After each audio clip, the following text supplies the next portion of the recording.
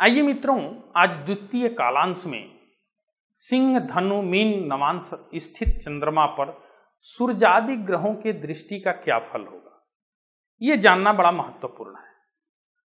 आचार्य क्या कहते हैं, आप देखें कि सक्रोधो नरपति सम्मतो निधीसः सिंहांसे प्रभुरसुतो अति हिंसक कर्मा जीवान से प्रथित बलो रणोपदिष्टा हास्यज्ञ सचिव विकाम वृद्धशील। ऐसा आचार्य कहते हैं कि यदि सिंह के नवमांश में चंद्रमा हो और सूर्य उसको देख रहा तो क्या जातक क्रोधी होता है, मंगल की दृष्टि हो तो राजा का प्रिय होता है, लेकिन यदि बुध देखे धन के विषय में वह सोचता रहता है, लेकिन यदि बृहस्पति की दृष्टि हो तो कथावाचक उपदेशक होता है, और शुक्र की दृष्टि हो तो पुत्र से हीन, लेकिन शनि देख रहा है तो गलत काम हिंसक काम करने वाला वह व्यक्ति। लेकिन यदि धनु और मीन के नवमांश में चंद्रमा बैठा और उस पर सूर्य की दृष्टि हो तो वह जातक क्या करता है, बहुत बलवान होता है। यदि मंगल की दृष्टि हो तो युद्ध संबंधित कलाओं को जानता है, तीर कैसे चलाया जाएगा, आज की भाषा में बंदूक कैसे चलाएंगे, बम कैसे बनाएंगे, इस प्रकार के शिक्षाओं से युक्त होता है। यदि बुध वही होता है तो हास्य कला संगीत इसमें रुचि रखता है। यदि बृहस्पति हो तो मंत्रित्व करता है, उसमें अपनी बुद्धि को लगाता है, और यदि शुक्र हो गया तो नपुंसक होता है, और यदि शनि की दृष्टि हो गई तो असमय ही वृद्ध का अभिनय करता है, अर्थात वृद्ध न होते हुए भी वृद्ध का अभिनय करके प्रदर्शित करता है कि मैं ज्ञान वृद्ध हूं, वयोवृद्ध हूं, इस प्रकार के कर्मों को वो करता है। अब आइए मकर कुंभ नवांश में स्थित चंद्रमा पर सूर्यादि ग्रहों के फल की बात करते हैं। आचार्य यहां कहते हैं, देखें कि अल्पापत्यो दुखितः सत्यपि स्वे मानासक्तः कर्मणि स्वेनुरक्तः दुष्टस्त्रिष्टः कृपणाश्चार की भागे चंद्रे भानौ तद्विन्द्वान इंद्वानादि दिष्टे। ये कह रहे हैं आचार्य क्या कि यदि मकर कुंभ के नवमांश में चंद्रमा हो गया और उस पर सूर्य की दृष्टि तो क्या होगा, जातक के कम संतति होती है, और यदि मंगल देखे इसको तो भी संपत्तिवान होता है, दुखी होता है। यदि बुद्ध की दृष्टि हो तो अभिमानी होता है, लेकिन बृहस्पति की दृष्टि से अपने कार्यों को करने में रहता है। आज यदि शुक्र की दृष्टि हो तो खराब स्त्रियों के पीछे दौड़ता है। यदि शनि की हो गई तो व्यक्ति कंजूस होता है, अपने कार्यों में भी पैसे को नहीं लगाता। अब देखिए, आप कर्क राशि के नवमांश के अतिरिक्त चंद्रमा की दृष्टि अशुभ कही गई है।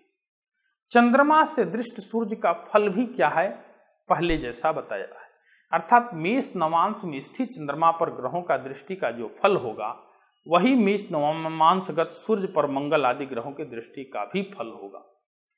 मेष नवांशगत चंद्रमा पर सूर्य दृष्टि का जो फल बताया गया है वो सारे उसके नवमांश पे भी होंगे।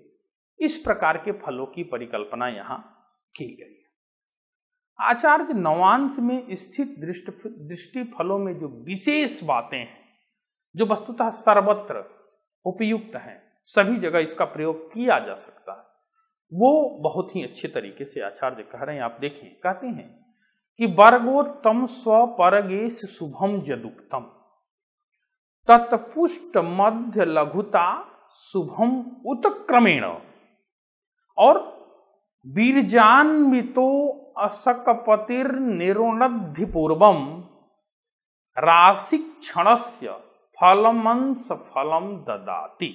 इस प्रकार की बात करते हैं। अर्थात अभिप्राय क्या है कि देखिए, चंद्रमा यदि अपने वर्गोत्तम नवमांश का हो तो जितने भी फल कहा गया है वो सारी उसकी उपलब्धि उसको हो। चंद्रमा अपने नवमांश का हो तो अगर वर्गोत्तम का है, लेकिन यदि अपने नवमांश का है तो फल मध्यम। यदि चंद्रमा दूसरे के नवमांश का है तो अल्प फल, यानी फल में उत्तरोत्तर कमी ही पाई जाए।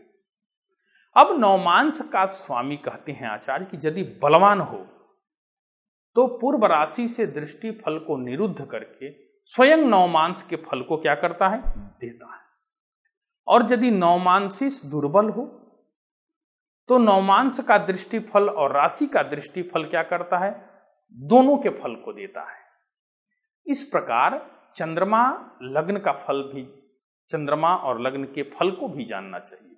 सूर्य का केवल नवमांश का दृष्टिफल बताना चाहिए। तात्पर्य यह है विशेष रूप से कि राशि के अपेक्षा नवमांश का जो कालखंड होता है, देखिए एक बड़ी विशेषता है हमारे शास्त्रों में। बहुत लोग कुंडली के फलादेश को करते हैं, आप देखे होंगे, देखेंगे भी, बड़े बड़े विद्वान केवल जन्मांक चक्र का आश्रय लेकर जीवन के समग्र फलों को बता देते हैं। यह शास्त्रोचित व्यवहार नहीं, कदापि ऐसा नहीं करना चाहिए। फलों जन्मांक चक्र के, जन्मांक राशियों के सूक्ष्मता के लिए 16 प्रकार के वर्गों की परिकल्पना है। उन तद वर्गों का आश्रय लेकर के तत्त विषयों के फलादेश को बताना चाहिए। जैसे पत्नी का विचार करना है तो आप जन्मांक चक्र को तो देखें ही, साथ में नवमांश कुंडली का भी अध्ययन बड़ा आवश्यक है। हमें संतति का ज्ञान करना है, सप्तमांश को अवश्य देखें। हमें अरिष्ट का ज्ञान करना है और त्रिशांश चक्र नहीं देखते हैं, केवल जन्मांक चक्र से ही। तो ये इसका ध्यान हमें रखना होगा। जो वर्ग हैं, षड वर्ग, सप्तवर्ग, 10 वर्ग, 16 वर्ग, तत्त वर्गों की सूक्ष्मता के ज्ञान के लिए ही उनकी परिकल्पना आचार्य ने किया है और उसके आधार पे उसके फल को जब आप जन्मांक चक्र गोचर स्थितियों को देख करके बताते हैं मित्रों, तो कभी भी आपकी सरस्वती बंध्या नहीं होगी, आपकी वाणी निष्फल नहीं होगी, आपका जो फलादेश है एकदम सटीक होगा। ये एक सामान्य प्रक्रिया हमने इसमें जोड़ी कि फलादेश कैसे करनी चाहिए। क्यों? वही आशय यहाँ पे अंतिम में श्लोक में आचार्य बाराह मिहिर ने बताया है। एक प्रकार से यह उपदेश दिया है, एक तरीका बताया है, एक प्रविधि बताई है कि किस प्रकार से हमें कैसे इन सारे विषयों को जोड़ करके और फल की पूर्णता के लिए व्यवहार करनी चाहिए। आइए, ऐसे बहुत सारे विषय इसमें मिलेंगे। जहां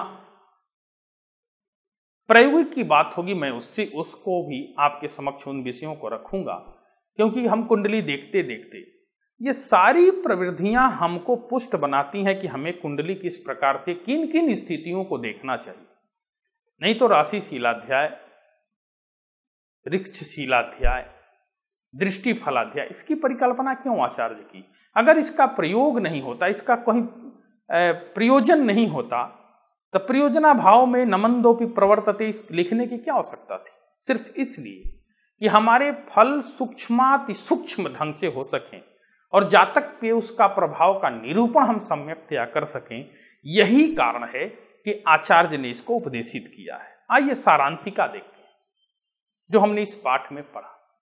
मुख्य रूप से मेष के चंद्रमा पर मंगल आदि ग्रहों के प्रभावों का निरूपण बड़ी सरलता से आचार्य ने किया है। साथ ही वृष के चंद्रमा पर मंगल की दृष्टि से निर्धन, धनवान आदि गुणों की जो परिकल्पना है वो भी किया है।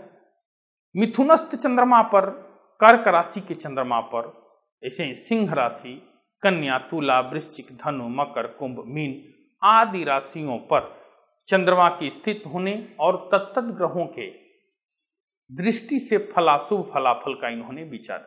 एक बड़ी अच्छी बात इन्होंने कही कि चंद्रमा वर्गोत्तम नवमांश का जब होता है, एक कैटेगरी बनाई, श्रेणी, 3 श्रेणियों में विभाजित की, सामान्य फल, मध्यम फल और उत्तम फल।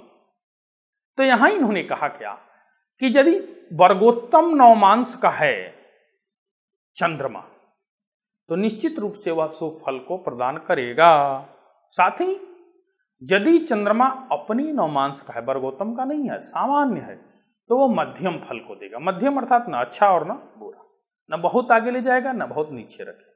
लेकिन वही चंद्रमा यदि अन्य ग्रहों के नवमांश में हो तो उसके फल में अल्पता आ जाती है। जिस प्रकार लोक व्यवहार में भी हम लोग देखते हैं, जब हम अपने शहर के अपने घर में हों तो हम सारे विषयों से अवगत होते हैं और किसी भी कार्य का निष्पादन बैठे घर में बड़ी सरलता से कर लेते हैं। यदि हम कि अपने स्थान से इतर होकर के अपने देश में जाते हैं किसी कोने में, तो भी कोशिश करके अपनी भाषा, अपनी बुद्धि विवेक का प्रयोग करके बहुत उत्तम तो नहीं, मध्यम स्तर से अपने कार्य का निष्पादन कर देते हैं। लेकिन जब हम अन्य पे आश्रित हो जाते हैं, देशांतर हो जाते हैं, तो हमें अपने आवश्यक कार्यों को करने में भी बहुत सारी कठिनाइयां होती हैं। ये लोक में इन उदाहरण को समझाया जा सकता है। इसी के आधार पर आचार्य ने इतना सारा विभाजन, इतना सारा वैशिष्ट बताया जो लोक से संग्रहित है और लोक के लिए है। ये एक वैशिष्ट है आचार्य वराह मिहिर का। मित्रों, यहीं विराम लेते हैं और मिलते हैं अगले दिन। जय तु भारतम, जय तु संस्कृत।